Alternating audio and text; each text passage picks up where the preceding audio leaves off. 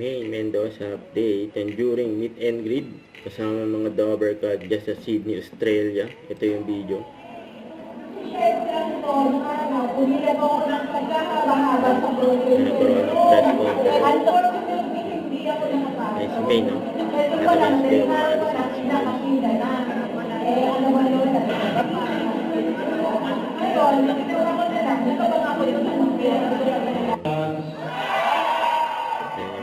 Dyan sa Australia.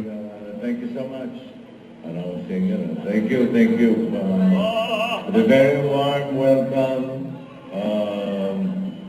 Personally, it's my first time here in Sydney, and enjoy naman kahit na-hold ako sa immigration. Anyway, looking forward to a good show later para sa inyong lahat. Thank you so much.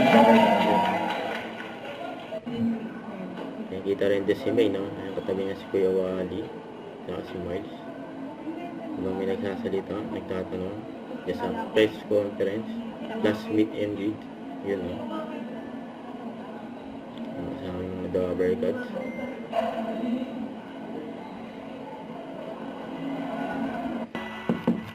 Ito pa yung mga picture ni May kasama yung mga Dover Cats. And during rehearsal nila, siyempre, abangan ng pasabog prod ng mga Dover Cats dyan sa Sydney, Australia.